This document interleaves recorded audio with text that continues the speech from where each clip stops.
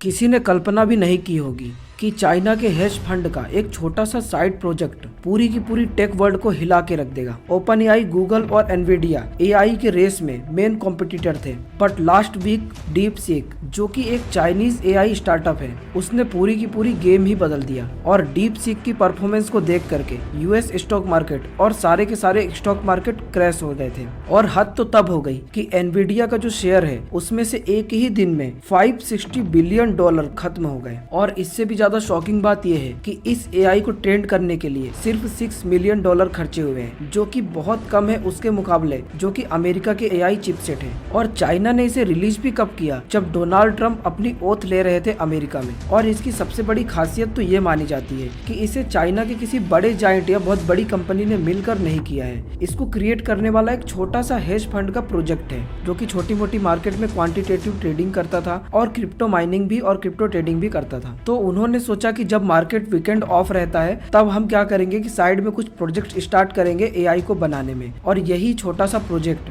Deep seek था। और कुछ ही दिन पहले 25 जनवरी को जब डोनाल्ड ट्रंप अमेरिका के राष्ट्रपति का पद संभालने वाले थे, उसी दिन चाइना ने इस डीप सीक एआई प्रोजेक्ट को लॉन्च किया और इसने पूरा गेम बदल के रख दिया। और इस R1 मॉडल में ये सारी क्वालिटीज हैं और यही क्वालिटीज अभी के जो एआई मॉडल्स थे जो कि यूएस बनाया करता था उनमें भी है। लेकिन जो एक क्वालिटी चाइना के एआई मॉडल में है, रीइंफोर्समेंट लर्निंग, आपने उसे भी देखा होगा, वो इन यूएस के एआई मॉडल्स में नहीं है। अब ये क्या होती है, इसे हम समझते हैं एक बच्चे के एग्जाम्पल के थ्रू। अगर एक बच्चे के सामने एक सॉकेट रख दिया गया है जो कि इलेक्ट्रिक सॉकेट है, अगर वो उसे टच करता है अपने आप, मतलब उसे बताया नहीं गया है कि इसको टच करने से आपको शॉक लगेगा, क्या लगेगा, अपने आप वो टच करता है तो उसे एक शॉक लगेगा थोड़ा सा। तो इससे क्या होगा कि उसे ये माइंड में जाएगा संकेत कि इसको छूने के बाद मुझे थोड़ा सा तकलीफ होती है, दर्द होता है। और वहीं पर यदि बच्चे के सामने चॉकलेट रख दी जाए और वो चॉकलेट खाता है तो उसके माइंड में क्या संकेत जाएगा कि अच्छी चीज है, क्योंकि उसे एक डोपामिन रिलीज होगा, उसे अच्छा लगेगा। इसका मतलब वो खुद से ट्रायल एरर कर करके, खुद से चीजों को कर करके सीख रहा है। ठीक है, उसे पहले से सिखाया है, ट्रेंड नहीं किया जा रहा उस चीज के लिए। तो इसे ही कहते हैं रीइंफोर्समेंट लर्निंग।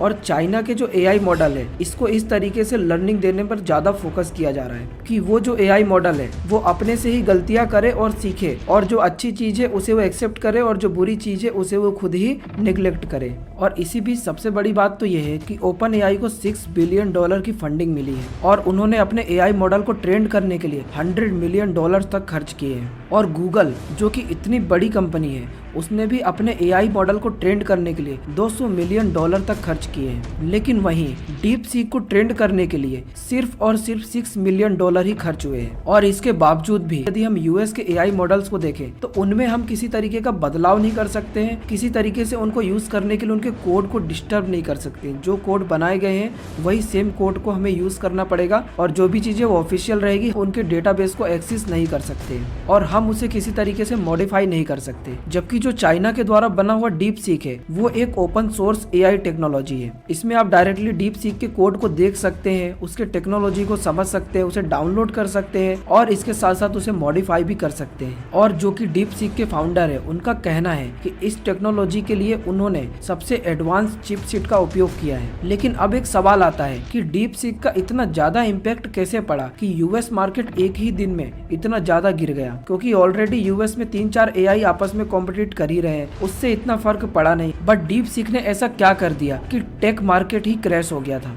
और इसका जवाब ये है कि जो हम ओपन एआई और गूगल का जो एआई मॉडल है उसको यूज करेंगे, उसके एडवांस वर्जन को जब यूज करने जाएंगे तो उसमें आपको कुछ चार्जेस देने पड़ेंगे, कुछ आपको सब्सक्रिप्शन प्लान लगेगा। वही सेम फीचर डीप सीक के R1 एआई मॉडल में है, लेकिन उसे टोटली फ्री यूज कर सकते हैं। और जिस काम के लिए आपको यूएस के एआई मॉडल्स को चार्जेस देने पड़ेंगे, कुछ पैसे देने पड़ेंगे, वही सेम काम आप डीप सीक के द्वारा फ्री में कर सकते हैं। और हम ये भी एज्यूम कर सकते हैं कि अभी हो सकता है फ्री है, बाद में इसके भी चार्जेस लगने लग जाए, लेकिन यहाँ पर उतने चार्जेस नहीं लगेंगे। उसका रीजन ये है कि यूएस के जो भी एआई मॉडल्स है उनको ट्रेंड करने के लिए ज्यादा डॉलर खर्च किए गए थे, $100 मिलियन के आसपास खर्च किए गए थे, लेकिन इसे ट्रेंड करने के लिए मात्र $6 मिलियन लगाए। मतलब इनका अगर कॉस्ट इफेक्टिव खर्चा कम आया है तो कहीं ना कहीं सस्ता प्रोवाइड करा सकते उनके कंपेयर में। और आप जैसा कि देख ही रहे थे कि डीप सीक के इस रिलीज के बाद और इसकी परफॉर्मेंस को देखते हुए यूएस के सारे टेक स्टॉक बहुत बुरी तरीके से गिर गए थे। और सबसे बुरी हालत जो थी वो थी एनवीडिया की, जो कि यूएस की एक बहुत बड़ी और मजबूत कंपनी थी। उसका स्टॉक प्राइस एक ही दिन में